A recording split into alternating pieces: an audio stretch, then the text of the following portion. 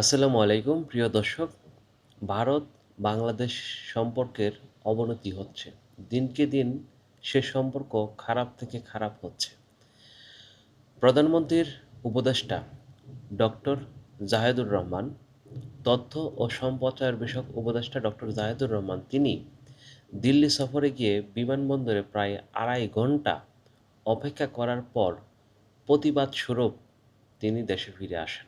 কারণ ওনাকে ২.৫ ঘন্টা পর অনুমতি দেওয়া হয় দিল্লিতে প্রবেশ করার জন্য। কিন্তু তিনি প্রতিবাদ জানিয়ে দিল্লিতে প্রবেশ না করে তিনি আবার পুনরায় ফ্লাইট নিয়ে বাংলাদেশে ফিরে আসলেন।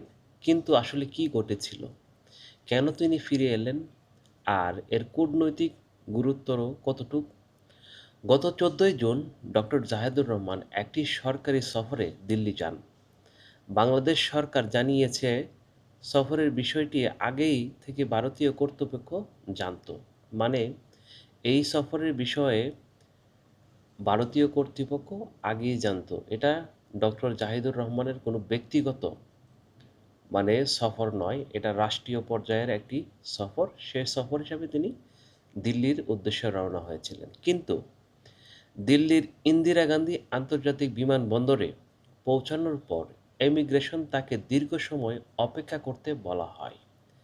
প্রথম দিকে তাকে ভারতের প্রবেশের অনুমতি দেওয়া হয়নি বলে অভিযোগ ওঠে। পরে ভারতীয় কর্তৃপক্ষ প্রবেশের অনুমতি দিলে তিনি সেটি গ্রহণ না করে বাংলাদেশে ফিরে আসার সিদ্ধান্ত নেন। সেটা তিনি রাগে, ক্ষোভে, যেভাবেই হোক একটি প্রতিবাদ স্বরূপ ইনস্ট্যান্ট প্রতিবাদ জানিয়েছেন। ডক্টর জাহিদুর রহমান বলেছেন, আজকের যে সংবাদ সম্মেলন করেছেন, সে সংবাদ সম্মেলনে তিনি বলেছেন, বাংলাদেশের সম্মেলনে তিনি ব্যক্তিগতভাবে নয়, বরং বাংলাদেশ রাষ্ট্রের একজন প্রতিনিধি হিসাবে ভারতে গিয়েছিলেন। আপনাদের সবার মনে রাখতে হবে, বর্তমান সরকারের তথ্য ও সম্প্রচার বিষয়ক উপদেষ্টা, উনি কিন্তু যেন তেন কোনো ব্যক্তি নয়, উনি কিন্তু প্রধানমন্ত্রীর উপদেষ্টা। ওনাকে হেয় করা মানে প্রধানমন্ত্রীকে হেয় করা, ওনাকে অপমান করা মানে প্রধানমন্ত্রীকে অপমান করা। তার মতে এই ঘটনার একটি তাৎক্ষণিক প্রতিবাদ প্রয়োজন ছিল। তাই তিনি ফিরে আসেন, সিদ্ধান্ত নেন। মানে উনি ওইখানেই তাৎক্ষণিক প্রতিবাদ জানিয়ে সেখান থেকে ফিরে আসেন ঢাকার উদ্দেশ্যে। যাতে একটি সম্পর্কর বার্তা দেওয়া যায় যে বাংলাদেশ সমমর্যাদার ভিত্তিতে আন্তর্জাতিক সম্পর্ক চাই। বাংলাদেশ সরকারের প্রতিক্রিয়া: ঘটনার পর বাংলাদেশ সরকারের ভারপ্রাপ্ত হাইকমিশনারকে তলব করে আনুষ্ঠানিকভাবে অসন্তোষ জানানো হয়। মানে ভারতের ভারপ্রাপ্ত যে হাইকমিশনার আছে তাকে আনুষ্ঠানিক অসন্তোষ জানানো হয় বাংলাদেশ সরকারের পক্ষ থেকে, পররাষ্ট্র মন্ত্রণালয়ের পক্ষ থেকে। পররাষ্ট্র মন্ত্রণালয় ঘটনাকে অনাকাঙ্ক্ষিত বলে উল্লেখ করেছে এবং বিস্তারিত ব্যাখ্যা চেয়েছে ভারত সরকারের কাছে, ভারতীয় পররাষ্ট্র মন্ত্রণালয়ের কাছে। ভারতের অবস্থান: ভারতীয় গণমাধ্যম প্রতিবেদনে বলা হয়, ইমিগ্রেশন যাচাইয়ের সময় জাহেদুর রহমান নামে একটি ওয়াচ লিস্ট বা নজরদারি তালিকায় উঠে আসার অতিরিক্ত স্ক্রিন করা হয়েছিল। আপনারা হয়তো একটা বিষয় জানেন, বাংলাদেশে যারা মানে বিশ্লেষণ ভিত্তিক ভিডিও বানায়, যেমন পিনাকি, ইলিয়াস, ডক্টর জাহেদ, তাদের ইউটিউব চ্যানেল কিন্তু ভারত সরকার ভারত কর্তৃপক্ষ বন্ধ করে দিয়েছিল। তার মূলত কারণ ছিল তারা ভারত বিরোধী কিছু ভিডিও তৈরি করত। তাই সেই ওয়াচ লিস্টে তাদের নাম ছিল, যার জন্য তাকে নজরদারি করা হয় এবং ২.৫ ঘন্টা যাবৎ অপেক্ষমাণ রাখা হয়।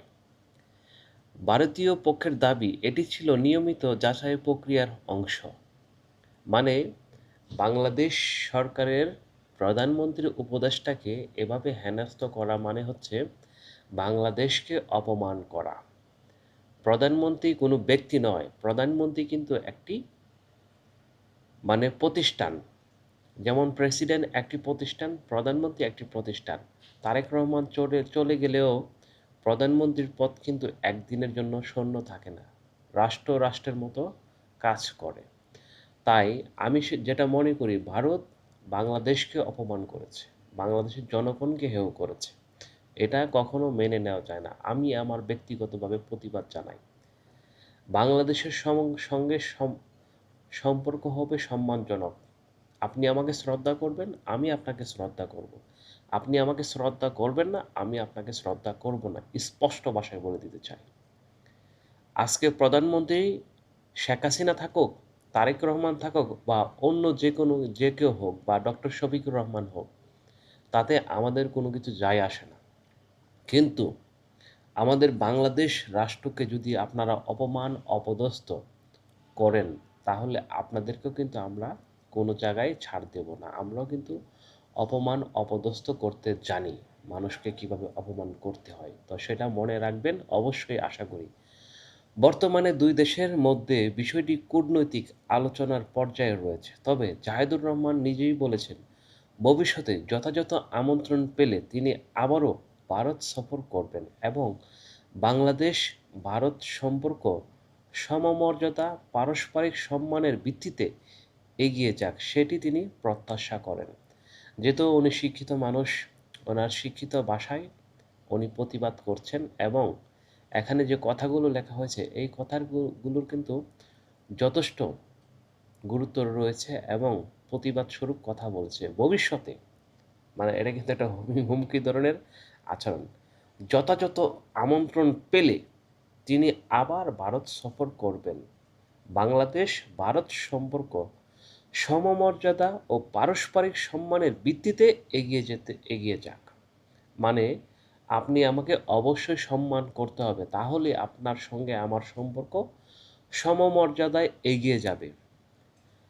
আপনার মতামত কি? এই ঘটনা কি আপনি কিভাবে দেখছেন? কমেন্টে আপনার মূল্যবান মতামত জানানোর জন্য আহ্বান করছি। ধন্যবাদ, সবাই ভালো থাকবেন। আল্লাহ হাফেজ। দেখা হবে নতুন আরেকটি ভিডিও নিয়ে। আপনারা যদি এই বিষয়ে আপনি যদি একজন বাংলাদেশী নাগরিক হয়ে থাকেন, তাহলে অবশ্যই আমি ব্যক্তিগতভাবে মনে করি প্রত্যেকের অবস্থান থেকে প্রতিবাদ জানানো উচিত।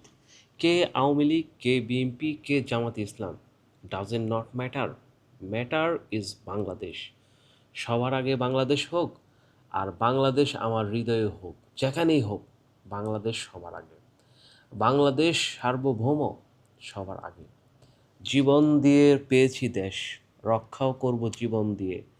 প্রয়োজনে কারো জীবন নিতেও দ্বিধাবোধ করব না। আমার রাষ্ট্র আমার, আমার ভালোবাসার জায়গা, আমার পরিবার, আমার দেশ, আমার মা, আমার গর্ব। সবাই ভালো থাকবেন। ধন্যবাদ। আল্লাহ হাফেজ।